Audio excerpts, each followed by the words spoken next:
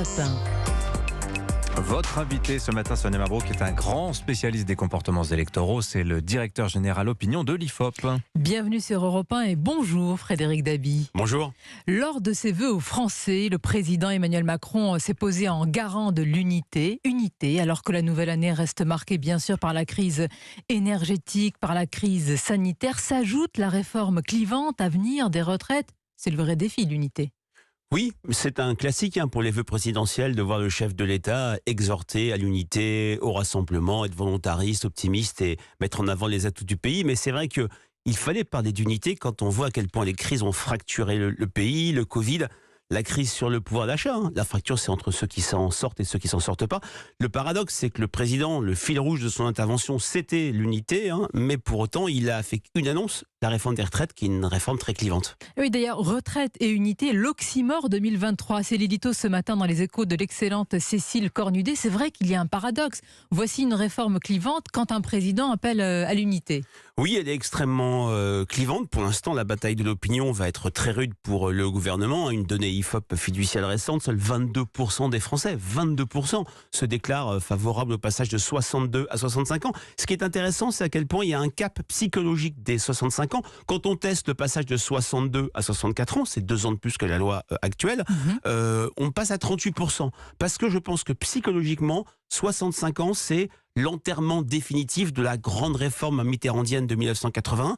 Quand l'IFOP pour la Fondation Jean Jaurès avait fait une enquête sur les 40 ans du 10 mai, ce qui sortait spontanément du bilan de François Mitterrand, c'était pas la peine de mort comme dans les années passées, c'était cette réforme des retraites. Donc, de ce point de vue-là, 65 ans, c'est vu tout simplement comme la perte irrémédiable d'un acquis social, d'où une opinion extrêmement opposée, sans parler du 49.3 de la méthode. C'est-à-dire que la réforme des retraites de ces années-là a supplanté l'abolition de la peine de mort dans notre imaginaire collectif ? Tout à fait, dans notre imaginaire. En 2011, une enquête IFOP pour Jean Jaurès, la peine de mort, la 5e semaine de congé payé, les premières semaines de l'état de grâce mitterrandien. Maintenant, c'est clairement, mais parce que en juin 2021, il y avait eu déjà une première, on était dans première tentative de réforme des retraites avec la réforme systémique d'Édouard Philippe. C'est clairement quelque chose qui est vu par les Français comme une perte d'acquis social. Donc la bataille de l'opinion va être extrêmement difficile, mais elle n'a pas vraiment commencé.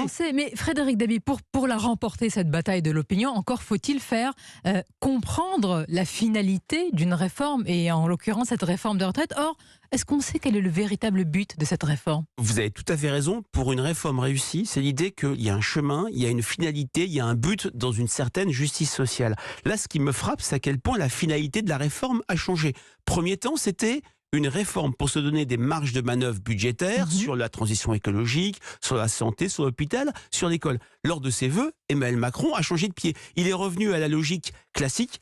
Il faut faire cette réforme pour sauver le système. C'était la logique d'opinion qui avait été utilisée, il faut le dire maintenant, avec succès par Nicolas Sarkozy, François Fillon et Éric Woerth en 2010, où c'était une logique de der des der. C'est la dernière réforme pour sauver le système, mais malheureusement, depuis 2010, les Français sont un peu échaudés, puisqu'à chaque réforme, on leur dit c'est la réforme ultime, finale, pour sauver un système des retraites auquel les Français sont très attachés. Mais en réalité, qui est d'accord avec cette réforme ? Est-ce que ce sont les retraités qui s'inquiètent surtout pour leur pension afin qu'elle soit sanctuarisée ? Alors clairement, aujourd'hui, en termes de catégorie d'opinion, il n'y a que les retraités, que les 65 ans et plus parallèlement, qui se déclarent favorables à cette réforme, sachant que, vous le savez bien, que les retraités ne seront pas concernés par la réforme. Sûr. La mer est toujours plus jolie quand on n'est pas sur le bateau, si je puis dire. Et donc, dans ce cadre-là, on a une seule catégorie, qui est une catégorie centrale, qui est la catégorie qui a permis l'élection très large d'Emmanuel Macron au second tour à la dernière élection présidentielle, et qui est aujourd'hui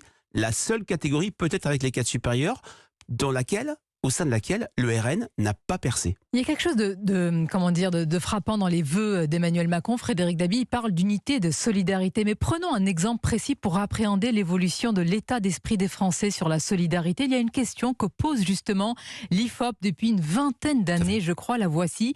Les chômeurs pourraient-ils trouver du travail s'ils le voulaient vraiment ? Et l'évolution des réponses à cette question est édifiante. Oui, elle est très édifiante. Il y a 20 ans, il y avait un petit tiers des Français qui étaient favorables. Maintenant, on est à quasi quasiment 70%, 67% dans une enquête IFOP pour l'humanité de septembre dernier. Ce qui est très intéressant, c'est que c'est majoritaire également à gauche. Les clivages se sont envolés, alors qu'en 2010, quand par exemple Laurent Wauquiez avait parlé du cancer de l'assistanat, ça avait créé un très fort choc d'opinion gauche-droite. Mais cette évolution que vous mettez en exergue, elle est liée au regard des Français sur le chômage, sur l'emploi, qui a fondamentalement changé. Une enquête IFOP fiduciale récente montre que le chômage, la lutte contre le chômage, n'est que la 10e préoccupation des Français. Ce n'est plus Par le du passé, tout une priorité. eh ben, je pense qu'il y a des choses qui ont bougé. Il y a la petite musique des emplois non pourvus. Il y a l'idée qu'il y a du travail. Il y a également quelque chose qui a changé sur l'articulation chômage-pouvoir d'achat. Aujourd'hui, pour les Français, l'injustice suprême, ce n'est plus être au chômage puisqu'on peut retrouver un emploi. C'est vrai ou faux, c'est pas moi de le dire. L'injustice suprême, c'est avoir un travail qui paye mal. L'écart pouvoir d'achat, chômage dans les préoccupations des Français qui étaient avant très proches est maintenant de 20 points. Ça n'était jamais arrivé. Alors venons-en donc à l'essentiel, le pouvoir d'achat, la grande inquiétude des Français. Il est très difficile d'anticiper, Frédéric Dabi, un mouvement social. Je le disais tout à l'heure à Dimitri en vous présentant. Vous n'êtes pas Madame Soleil, mais vous connaissez bien, non vous confirmez l'état de l'opinion. Est-ce que le cocktail réforme des retraites et difficultés sur le pouvoir d'achat est un cocktail potentiellement explosif qui peut mettre du sel sur les fractures françaises? C'est possible. Alors, on est sur deux thématiques différentes qui envoient deux critiques différentes. La question, la tenaille inflation pouvoir d'achat qui inquiète puissamment, qui écrase tout, renvoie à l'absence de résultats de la part du gouvernement. C'est comme ça que les Français nous le disent. La situation ne s'améliore pas malgré les chèques, malgré les distributions. Alors que, on l'a dit tout à l'heure, la réforme des retraites, c'est plutôt vu sous le sceau de l'injustice et de l'autoritarisme s'agissant d'un futur 49.3. Donc, de ce point de vue-là, la contagion apparaît difficile. Mais on est sur deux sujets tellement forts qu'une étincelle peut faire, à mon avis, pourrait, ce n'est pas moi de le dire. Si je vous comprends bien, il y a les ferments de la colère, ils sont là, mais l'étincelle n'est pas tangible ou pas encore tangible. Je pense qu'on est dans un contexte de gilet jaunisation, je l'ai bien dit. C'est-à-dire qu'en 2018, ce qui avait mis le feu aux poudres, c'était un constat que l'on voit encore plus fortement, le travail qui paye mal. On voyait ces gens sur les ronds-points qui disaient « j'ai 2 emplois, je n'arrête pas, je n'arrive pas à faire vivre ma famille ». Et il y avait un contexte de taxe, la taxe carbone. Ce double contexte, clairement, il est là. Maintenant, les ferments du mécontentement, d'une explosion sociale sont là également. Sentiment de déclin du pays, obsession sur le pouvoir d'achat. L'inflation qui n'existait pas en 2018. L'inflation, psychologiquement inquiète les Français. On a perdu tous nos repères là-dessus. Il ne manque que l'étincelle. Ce n'est pas à moi de le dire si elle est là, si elle va venir. Est-ce que c'est ces débats déjà très controversés sur les zones à faible émission? Est-ce que c'est un salariat qui pourrait basculer dans un vrai mécontentement au mois de janvier parce que très peu de salariés auront une augmentation supérieure à 6-7%, c'est-à-dire qui couvrirait le prix, le niveau de l'inflation? Il y a des ferments qui sont là et l'étincelle pourrait peut-être tout embraser. Qui peuvent entraîner ces ferments, colère ou résignation? Ça, on ne le sait pas, mais il y a quand même quelque chose lors de ses vœux. Le président a insisté sur le fait que si on se compare, on se console. On aurait mieux fait, Frédéric Dabi, sur les vaccins, nous, la France. On a mieux fait, nous, la France, sur l'inflation. On a mieux protégé, etc. Est-ce que cette rhétorique est crédible aux yeux des Français? Alors, elle a été crédible sur le vaccin. C'est ce que j'avais appelé l'effet Eurovision. Vous vous en souvenez? Oui. On était, c'était ici, il y a 1 an, on en parlait déjà, les derniers. Et puis, petit à petit, la France est montée en puissance. Et c'est finalement un des pays qui a le plus et le mieux vacciné. En revanche, cette rhétorique, on est à 6-7% d'inflation versus beaucoup plus pour les autres pays, et audible, plutôt crédible intellectuellement chez quelques Français, mais ce n'est pas audible dans un contexte où l'inflation, l'enjeu, la tenaille inflation pouvoir d'achat, si je puis dire, est si anxiogène et si pesante dans la vie quotidienne. Une donnée IFOP récente, 63% des Français, et on n'a jamais observé un chiffre pareil, déclarent ne pas pouvoir épargner à la fin du mois une fois toutes leurs dépenses contraintes faites. Donc de ce point de vue-là, la comparaison plutôt avantageuse pour le gouvernement par rapport aux autres pays ne fonctionne pas comme protection pour les pouvoirs publics. Bien, Frédéric Dabi, vous parlez de cette tenaille importante, hein, inflation, pouvoir d'achat, mais alors pourquoi le président n'a-t-il pas insisté davantage sur ce thème majeur, cette obsession des Français qu'est le pouvoir d'achat lors de ses vœux? Pourquoi? J'en ai été étonné. J'avais trouvé cette anaphore qu'il a prononcée 6 ou 7 fois par notre travail et notre engagement plutôt intéressante, car elle est volontariste, optimiste et elle crée du lien entre les générations. Mais là où peut-être il y a un contresens,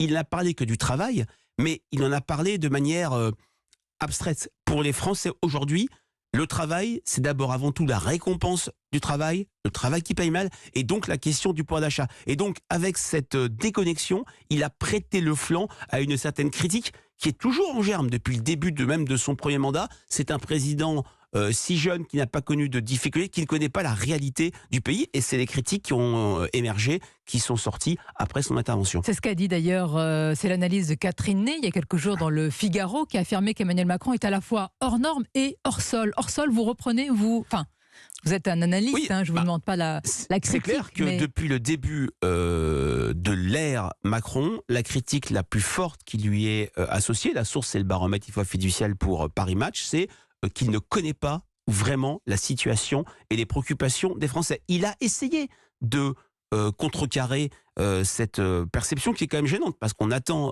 des politiques d'abord des résultats et de connaître la réalité du pays. Il a essayé avec le grand débat, il a essayé avec quelques interviews un peu emblématiques, celle de Zadig, où il s'est réinscrit dans le territoire national, les Pyrénées, la Picardie, le Nord, Paris, etc. Mais malgré tout, cette critique reste, et elle est de plus en plus structurante d'un président qui parfois parle à vide, qui montre un optimisme qui est souvent perçu comme en décalage avec la réalité. Mais il faut le dire, on est dans une période jamais vue en termes de pessimisme, en termes d'incapacité des Français à se projeter et à projeter leurs enfants vers l'avenir. La situation est quand même très compliquée de ce point de vue. En même temps, Frédéric Dabi, nous sommes après une campagne présidentielle. Il ne faut pas oublier ce qui s'est passé cette année. Normalement, on arrive à se projeter, parce qu'une campagne, c'est un vrai moment de catharsis. Pourquoi ce ne fut pas le cas?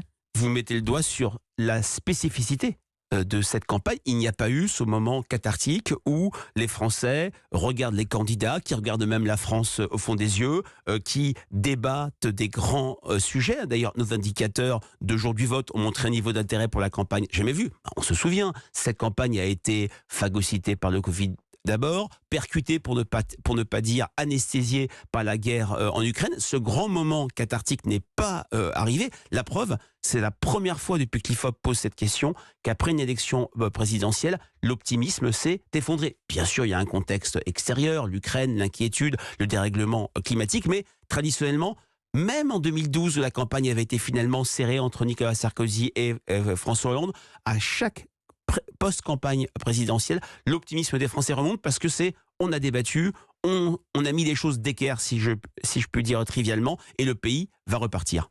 On a compris quel est le grand talon d'Achille aux yeux des Français d'Emmanuel Macron. Mais alors, quel est l'item sur lequel le président reste le plus crédible, Frédéric Dabi? C'est clairement l'international. Et ça avait été le cas aussi de ses prédécesseurs qui avaient fait un deuxième mandat, François Mitterrand après 88 et Jacques Chirac après 2002, parce que l'international lui permet d'activer ce que j'appelle une logique de distinction. C'est-à-dire que du macronisme, aujourd'hui, il ne reste plus peut-être qu'Emmanuel Macron. C'est-à-dire que les Français, dans nos enquêtes, nous disent « il n'y a que lui ». Personne ne ferait mieux que lui. Imagine-t-on Marine Le Pen traiter de la question russo-ukrainienne, Jean-Luc Mélenchon, qui avait échoué sur sa marche sur le pouvoir d'achat, régler ce problème. C'est cette logique de distinction qui raconte aussi, il faut le dire, Sonia Mabrouk, l'histoire de la défiance des Français vis-à-vis du politique. En 2012, ce n'est pas si lointain que ça.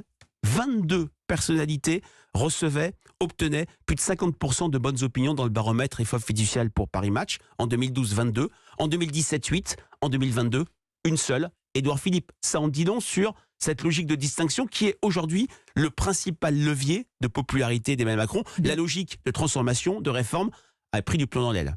Ce que vous dites rejoint ce que nous observons dans le baromètre annuel des personnalités préférées des Français. Alors là, il faut chercher le politique plus qu'à la loupe. Il faut le chercher. Il n'y en a que 2 qui ont passé la rampe dans l'enquête IFOP JDD qui a été publiée samedi. Marine Le Pen et Emmanuel Macron. Dans le premier top 50 en 1988, il y en avait quasiment une vingtaine, de Jean-Marie Le Pen à Georges Marchais, d'André Lajoigny à François Mitterrand qui était 3e. Ce baromètre, parfois, il prête à sourire, mais je trouve qu'il est passionnant parce que c'est le miroir de grandes tendances de la société française. Défiance vis-à-vis des politiques. Admiration vis-à-vis de scientifiques. Thomas Pesquet, et c'est une arme anti-déclin, arrive en deuxième position. Montée des comiques comme dérivatif vis-à-vis de la crise. Ascension des sportifs et recul des personnalités de la télévision compte tenu de l'évolution du système médiatique. En fonction de ce que vous avez dit, nos vœux pour les Français, c'est une bonne dose de progrès scientifique, beaucoup d'humour et j'allais dire du sport. Ah, c'est un cocktail qui me va très bien, mais pour les Français, aujourd'hui, c'est d'abord des résultats sur la question pouvoir d'achat. Et il y a également, c'est ça qui est, je trouve, très intéressant, le pouvoir d'achat. J'ai dit tout à l'heure qu'il écrasait tout, mais il n'a pas fait disparaître l'inquiétude sur le climat. La bataille d'Hernani qu'on avait observée par le passé, fin du monde, fin du mois, les Français font la part des choses. Et ce que les jeunes ont insufflé sur la préoccupation climatique, sur les constats, il y a désormais un affadissement des clivages. Tout le monde est d'accord sur le constat, le climat. Que de grands défis. Merci, résumé par Frédéric Dabi ce matin. Merci à vous et bonne journée. Évidemment, meilleurs vœux également. Merci beaucoup.